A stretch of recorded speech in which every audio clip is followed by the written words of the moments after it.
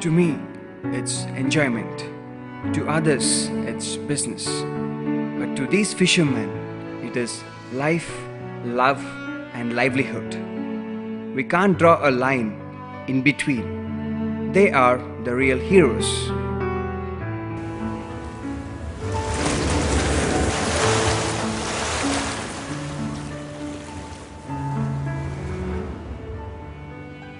பேர் சாம்பமூர்த்தி பெசன்ட் நகர் எடுத்த ஓடகுப்பத்தில் இருக்கேன்.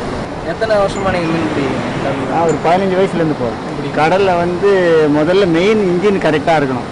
அதுக்கு வந்து டீசல் கரெக்டாக எடுத்துகிட்டு போகணும். அலை அதிகமாக இருக்கிறப்போ போட்டு கூட கவருக்கு வாய்ப்பு இருக்குது. போனால் ஒரு வேலை அதிகம் கிடைக்கும். 4000 ரூபா கூட கிடைக்கும். ஒரு டைமில் டீசல் கூட நஷ்டமாயிடும்.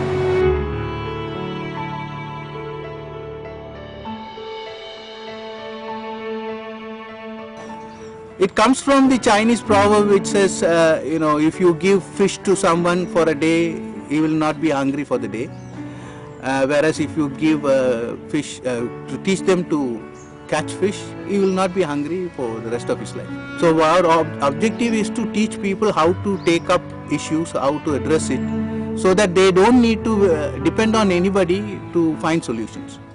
எங்கள் வீட்டுக்காரர் 18 வயசுலேருந்து மீன் பிடிக்கிறோம். மீன் பிடிக்க என் பிள்ளைங்களும் போவோம், எங்கள் வீட்டுக்காரும் போவாங்க. இப்போ கூட எங்கள் பிள்ளைங்க போவேன். கிடைச்சாதான் உண்டு, கிடைக்கலன்னா கிடையாது. கிடைக்கலன்னு என்ன பண்ண போகிறோம்?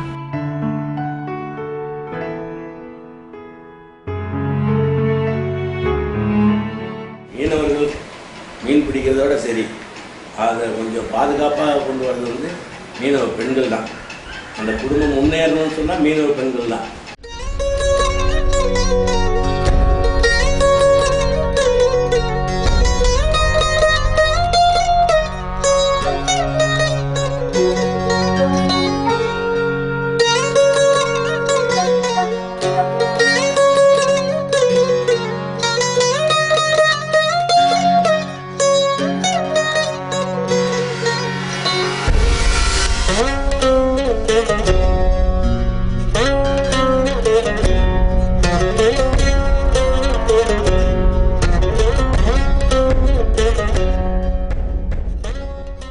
In our movies, as every superhero has a villain, these fish heroes are no exception. The main problem they are facing is on the sea to start with. That's they are finding now, the catch is not very regular, very seasonal and unpredictable. இந்த ஒரு 2-3 மாசமா புயலையும் மழையும் காற்று நீரோட்டம் அதிகமாக இருந்ததால மீன் கேட்சிங்கே சரியா கிடைக்கிறது கிடையாது. Well, the fishermen come and say that pollution is the one important problem, they say.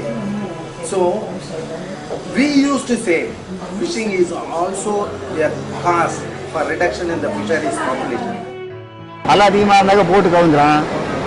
Engine அந்த இது கத்தி மாதிரி இல்லை பின்னாடி, அது மேலே படுத்துனா வெட்டிடும். அப்புறம் தண்ணி போட்டு ஃபுல்லாக தண்ணி ஏறிடும். திருப்புறதுக்கு கஷ்டமாக இருக்கும். ஆளுங்க வந்தால் தான், அப்படி இருந்தாக்கா அந்த அலையில் மாட்டி உயிர் போகிறதுக்கு வாய்ப்பு இருக்குது.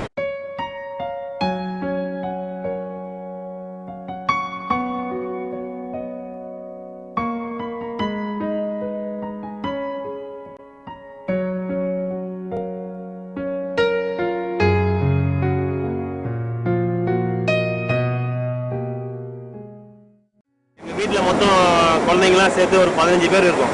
பசங்களும் படிக்கல. மீன் பிடிக்கிற இன்ட்ரெஸ்ட் அந்த இன்ட்ரெஸ்ட் தான் அவங்களுக்கு, தொழிலுக்கு போற இன்ட்ரெஸ்ட் தான் இருந்தது அவங்களுக்கு. இப்போ படிப்புலாம் கிடையாது என் பிள்ளைங்களுக்கு. என் பசங்கெல்லாம் வந்து ஒரு 2 பசங்க வந்து ஃபிஷர்மேன் தான், மீன் தான் பிடிக்கிறானுங்க. பள்ளிக்கூடம் போன்னு சொன்னோம்னா லாக்க சுத்திக்கினா அப்படி இருப்பாங்க கல்லோரத்தில். ஒரு பையன் மட்டும் கடலுக்கே அனுப்பக்கூடாதுன்னு எனக்கு ஒரு ஆசை. என் பேர் ஹரீஷ், நான் டிப்ளமா சிவில் இன்ஜினியரிங் படிக்கிறேன். எனக்கு வயசு 19 ஆகுது. என் பேர் திவாகர், நான் காலேஜ் ஃபர்ஸ்ட் இயர் படிக்கிறேன். என் வயசு 18 ஆகுது. எனக்கு வயசு 18.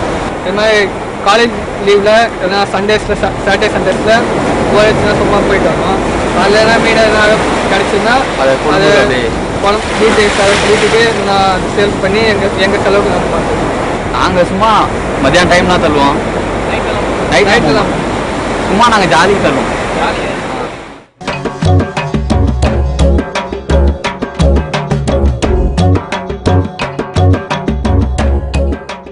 கவர்மெண்ட் எங்க ஹெல்ப் பண்ணுது? எங்க அது அந்த கரை முகத்துக்குள்ள தான் ஹெல்ப் பண்றாங்க கோசம். நம்மளாம் இந்த இடத்துல சொன்னாக்கா அவங்க நேரம் கேட்க மாட்டாங்க. அது நாட்கள் ஆகி போச்சு. புதா 80,000 சொன்ன மைய போயின்னு தெரியல.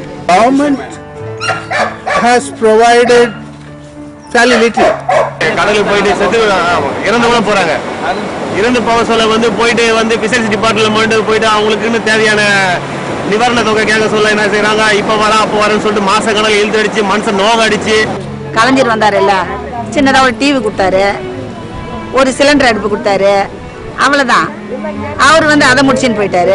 அரசியல்வாதிகளாம் வராங்க, ஓட்டு கேட்கறாங்க, இதை பண்ற அதை பண்ற சொல்றாங்க, ஒண்ணுமே பண்றது கிடையாது. இப்ப அம்மா வந்திருக்கிறாங்க, அம்மா வந்து என்ன செய்யறாங்க, ஒரு பேன் கொடுக்குறேன்னு சொல்லிக்கிறாங்க, ஒரு கிரண்ட் தரேன்னு சொல்லிக்கிறாங்க, அதை முடிச்சுட்டு அவங்க போயிட போறாங்க. மீன் அதிகமா கிடைக்கிறது கிடையாது, கடல்ல மீன் இல்ல சொல்லக்கூடாது. மீன் உற்பத்தியே கிடையாது. ஃபர்ஸ்ட் உற்பத்தி இருந்தாதான் வந்து நாங்களாம் வந்து மீனை பிடிச்சிட்டு எங்களுடைய வாழ்வாதாரத்தை காப்பாற்றிக்க முடியும். இன்னும் இந்த ரோட்டு வசதி இல்லையே, இந்த மக்களுக்கு கரண்ட் வசதி இல்லையே, எத்தனையோ ஆட்சி வந்து கூட அதை நிலநிறுத்துறதுக்கு ஆள் கிடையாது. அப்படியே தான் இருக்குது. No Amma and no Ayya, not even tsunami can stop them. Sea is their home. நீலக்கடலினிலே நீந்தி வரும் மீனினமே, நீலக்கடலினிலே நீந்தி வரும் மீனினமே, காலமெல்லாம் உன்மடியில் கண் கலங்கும் மீனவர்கள், காலமெல்லாம் உன்மடியில் கண் கலங்கும் மீனவர்கள், சேது சமுத்திரத்தால் பிழைத்திருக்கும் மீனவரை, சேது சமுத்திரத்தால் பிழைத்திருக்கும் மீனவரை, காவு கொடுத்திடவே வந்ததையா கால்வாய் திட்டம். அது ஸ்டீமர் போட்ல போறாங்க, வலையில எல்லா மீனும் மாட்டேங்குது. மாட்டினோன்னு சின்ன சின்ன மீன், உயிரிழந்த மீன்லாம் வந்து எல்லாமே வந்து செத்து போகுது. அந்த மீன் உற்பத்தி காலத்துல வந்து இவங்க வந்து அந்த மீனை பிடிச்சி அழிக்காம இருந்தாங்கன்னா மீன் உற்பத்தி ஆகிறது ஒரு நல்ல ஒரு வாய்ப்பு இருக்கு. மீன் வந்து பிடிக்கிறதுக்கு விதவிதமான வலைகளை வேற உருவாக்கிட்டாங்க. இந்த சுருக்கோலைன்னு சொன்னாக்கா அந்த மீன் கூட்டத்தையே போயிட்டு அப்படியே அது பிடிச்சி போகுது. ஒரு மீன் கூட அது வெளியில விடுறதுக்கான வாய்ப்பே கிடையாது. அந்த மாதிரி வலையெல்லாம் அப்போ இல்லாதனால அப்போ வந்து அதிகமான மீன் கிடைச்சிது. இப்போ அந்த மாதிரி வலை நவீன முறையில் வலையெல்லாம் கொண்டாந்து போடுவோம், அந்த மீன்லாம் குறைஞ்சி போயிடுச்சு. நிவாரணம் வந்து வருஷத்தில் தீபாவளி வந்தால் 1000 ரூபா கொடுப்பாங்க, 1800 ரூபா கொடுப்பாங்க. இப்போ அம்மா ஏதோ அறிக்கைலாம் விட்டுருக்காங்க, கொடுக்குற சொல்லியிருக்காங்க, கொடுத்தாக்கனாக்கா அவங்க குடித்தில் ஏதோ நல்லபடியாக இருப்பாங்க. இன்னும் ஒரே ஒரு ஆள் செத்து ஒரு 50,000 கொடுத்துக்கிறாங்க. நம்ம கடலில் ஆற்று பயிர் செத்து இந்த சொசைட்டி மூலயமா ஒரு 50,000 கொடுத்துக்கிறாங்க. When it comes to welfare measures, government is giving them, they are now made members of the welfare board, so they can have benefits if there's an accident, if they die there is some money, and they get some pension, they get some money for marriages and things like that. சம்பளம் சாடிக்கு போறவங்க நேல் பாருந்தான். மீனவன் இந்த இடத்துல சம்பளம் போய் சம்பாதிக்கலாம், 4 பேருக்கு மதிப்பாக வரலாம், குடும்பம் தள்ளலான்னு கிடையாது. மீனவங்க கதை அதுதான். எங்களுடைய நிலைமை பார்த்தீங்களா, நீங்க இங்கே இப்படி தான் கொண்டிருக்கோம். ஒரு பணியும் கிடையாது, ஒரு சட்டை கிடையாது, ஒரு லுங்கி கிடையாது. இந்த மாதிரி அழிவான ஒரு பொருள்னா மீனவர்கள் தான். தொழிலில் மீனவர்கள் தவிர வேற யாருக்கும் கிடையாது. ஏன்னா நிலம் இருக்குதுன்னா நிலம் அப்படிதான் இருக்கும். அவங்களுக்கு போய் ஏற விடுவாங்க. மழை விடுற வரைக்கும் எப்போ வராங்கன்னு பார்த்துக்கினா இருப்பேன். அந்த இன்ஜின் வந்து அந்த இன்ஜின் போட்டு கரை விடுற வரைக்கும் என் உயிர் என் கையில் இருக்காது.